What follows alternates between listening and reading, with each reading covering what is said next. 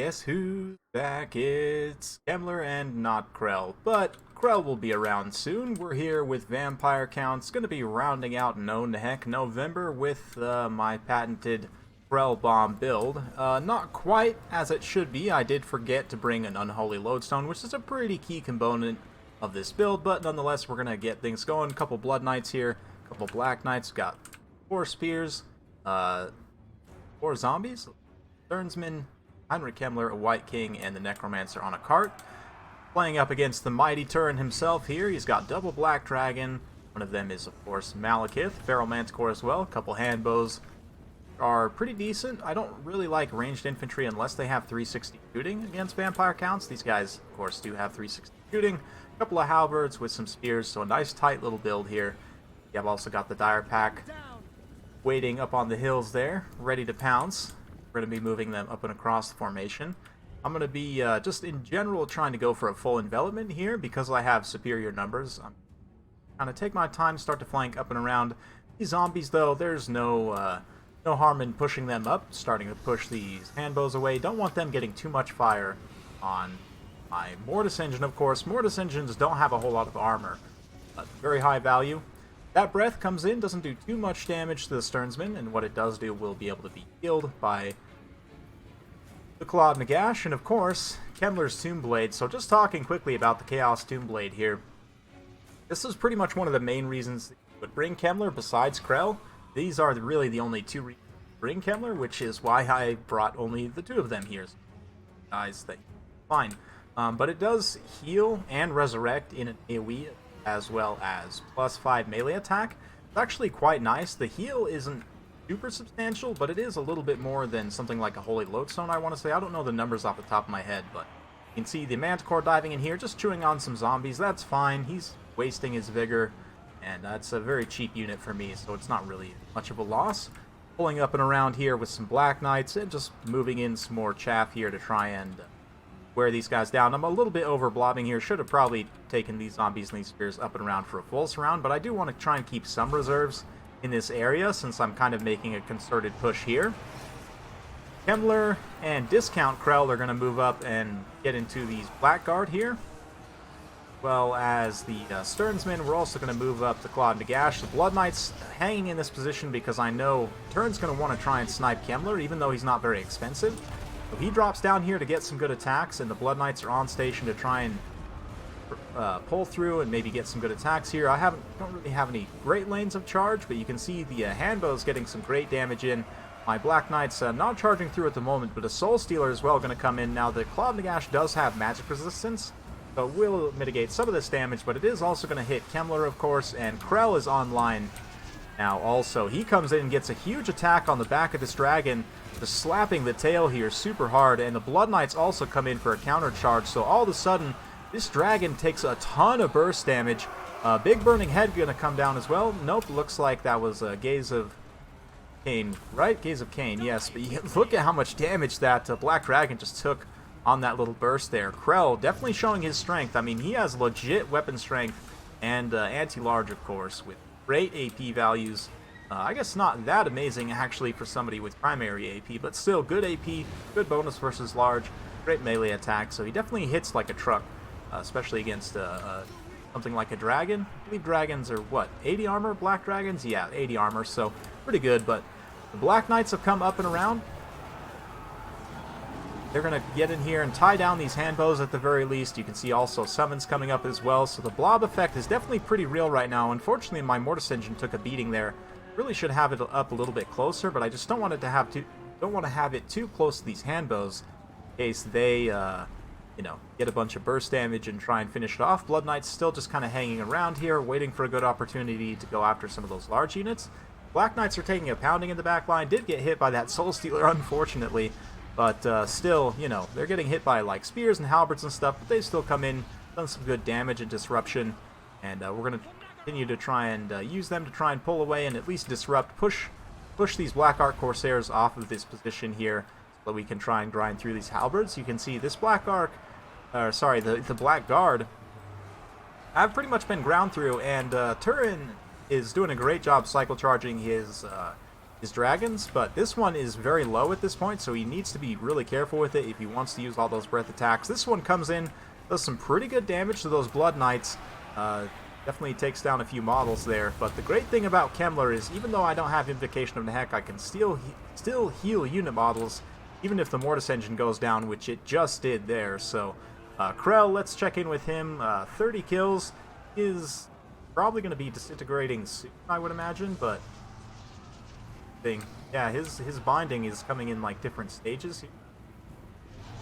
But he doesn't have too much longer left anyway. We're going to try and get him forward and help terrorize some of these other units here, because with the Mortis engine gone, he's my last source of terror. Oh, nope, looks like he's done now. And that does mean that Malekith's going to be able to come in and start really putting the hurt on KRELL. KRELL is pretty close to his healing cap. He's actually tanked out quite a bit of damage here. KRELL has 45 melee defense, which is amazing, but it's actually not too bad for a caster type character. I mean, I think it's comparable to someone like Grimgor. I don't know exactly. I think Grimgor maybe has in the 40s. Maybe he has in the 30s. I hope not. But anyway, Black Dragon. Oh, looks like it was maybe going to breath KRELL there, but decided not to. Now, yep, going after the White King, actually. Oh, that was weak. I'm not sure what happened to that breath attack, but it seemed like it kind of bugged out a little bit there. KRELL takes a bit of a hit, and the other thing about KRELL too is because he gets knocked down as a foot character, he can end up being pretty tanky, especially in a blob of zombies and Graveguard like this. Stern's been getting close to their healing cap as well, racked up 50 kills, mostly against elite halberds, which is quite something. I mean, you consider Blackguard have really good stats, and you know, AP themselves, and they're fighting with the support of dragons here. These Sternsmen, definitely MVP type of a setup. You can definitely get them to perform extremely well. You can see Skeletons just kind of chasing some units around here. Managed to finish off quite a few. Despite that, the balance power still slightly in Turn's favor, mostly because Malekith is so healthy, but that Manticore is going to shatter now. 2 Blood Knights have quite a bit of health left. They are getting relatively low, but as long as I keep cycle charging them near KRELL, then they're going to continue to get that regeneration effect from him. So you can see they come in, they do get some damage on those Blackguard, but my target was Malekith, and they do get some hits on him as well. The White King in particular, he doesn't have the best melee stats, but, you know, 39 melee attack, or, yeah, what is it, 39? He goes up a little bit when KRELL's blade is actually active. But the Dire Pack are going to be pretty key here as well. I knew conserving them was going to, again, trying to keep these range units tied down, which is why I didn't necessarily just YOLO charge them in somewhere. But having them at this point, I can try and keep Malekith pinned in here. Fortunately, they do get a little bit hung up on the Blackguard there and don't actually keep their attack order, which is not the best. But Blackguard themselves actually end up routing. At this point in the battle, I'm feeling pretty confident about my chances. The Blackheart Corsairs are going to get finished off here. They are pretty much out of ammo anyway, but at the very least they can fight with their 80 armor. 25 melee defense isn't enough, though. Definitely not against Blood Knights. Dire Pack, again, as soon as Malekith comes down, we're going to immediately go in with the Dire Pack, go after them, countercharge with the Blood Knights as well. And Malekith takes damage, especially from the Blood Knights with their charge bonus. They can get through his high melee defense. The Dire Pack are here more just to keep him on the ground if they can. Looks like they actually are going to crumble away at this point. And another Soul Stealer being cast here. That is going to heal up Malekith a little bit and probably finish off quite a few of these units. KRELL make a bit of a mistake here with him and run him into this area of effect, mostly because I need the healing on the Blood Knights. You know, it may have been a mistake, but I figured it was more important to get the healing active on the Blood Knights, as both of them are extremely low at this point, verging on the edge of crumbling. But if we can get KRELL in melee to activate his effect, we can get a little bit of healing, you know, sustain on them to try and keep them in this fight here. But those handbows, this one, I wasn't able to quite push them off the battlefield earlier, and they do come back with a tiny bit of ammo there. Just barely force those Blood Knights into crumbling. There's 4 Blood Knights left and 2 here. Oh man, the White King comes in, steel chair though. Malekith tries to charge the Blood Knights directly. I'm not sure what exactly his charge target was, but we're going to get the White King and KRELL both going after him, just because, you know, if they do get hits, they have enough weapon strength, they can do some good chunks. And Malekith is not doing great in terms of his leadership, so it's very close at this point. If Malekith were to get a few really good attacks on KRELL and just finish him off, and I could potentially lose this, but I mean, these Sternsmen, absolute MVPs, fighting the trenches here against all these Dark Elf units. Let's check in. 71 kills against relatively small Dark Elf army. I mean, he only had 600 troops to begin with, so that's quite impressive. Malekith comes in, takes a couple more hits. Again, the White King still being so healthy is such a problem. That's the main reason the balance of power is in my favor at this point. As you can see, KRELL is actually about to give up the ghost. He goes down, no doubt going to be revived at some point. Oh man.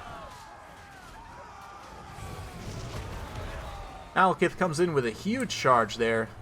Just about able to finish off the Blood Knights. This last unit of Blood Knights is down to what, like 3 models left.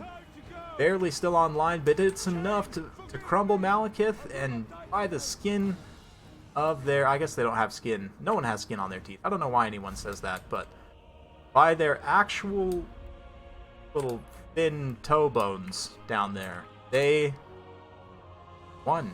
Amazing. How about that? This KRELL build, I don't know. It might actually be good, and I just think it's really weird and bad. It is probably really weird and bad, but I feel like it can work in some circumstances. Like, this build from Turn is pretty solid. Double Black Dragon, granted, is risky, especially against the Geese, but I think Turin knows I like heavy cavalry, and I'm probably not going to take a Goose or a double Goose. So that is probably a safe pick, you know, with personal knowledge against me as a player. But in general, I would say that's not really a safe pick in this matchup, because you will get outclassed pretty hard by, especially like if they go with Blood Dragon or Lamian, double Goose. Just it's a lot to have to try and deal with. But on the flip side, something like this ground attack game, I'm coming around to for vampire counts. I think if you just go super wide, granted, you do definitely need an Unholy Lodestone. So for this build, I would cut probably 2 Skeleton Spearmen to get that Unholy Lodestone, and with the remaining points, maybe second zombie or something. I'm not really sure. I guess we have, what, 700, so you can get another unit of zombies and throw some chevrons around somewhere. 1 or 2 Blood Knights or something like that. But yeah, that heal stacking for the vampire counts on the ground, it's very forgiving, because as long as you keep that blob intact and you play safe and conservative with your Blood Knights and only really countercharge when things come down to the ground, you don't necessarily want to always just YOLO countercharge in, because you might be trying to bait. Well, find those good avenues where you can get a good open charge with most of the models of the cav. Most important thing, because connecting on that charge animation is when they'll do the most damage, right? Blood Knights. So for those of you guys who haven't seen my How to Read Stats video, should go watch it. I don't know, it's pretty old at this point. I'm planning on making a new version. I'm actually working on it right now. Hopefully it'll come out next week. But yeah, charge bonus, the way it works is it applies to melee attack and weapon strength on the charge, and then fades over 18 seconds. So on that charge animation is when they're going to be doing most potential damage. They're going to be hitting for over 100 melee attack and 100 weapon strength as well, each model. And keep in mind, there's 45 models in each. That's what makes shock cavalry so powerful, just in general in the game. They rely on their charge bonus, many other units as well, chariots and so on. Black Coach is a notable example. They rely on their charge bonus as a primary way of dealing damage, right? So you need to keep them in a position to be able to countercharge monsters, especially air monsters at least, when they come down to the ground. And yeah, having those heal stacking buffs, again, KRELL, the thing about this sword is it's used, so it doesn't share the same effect as anything else.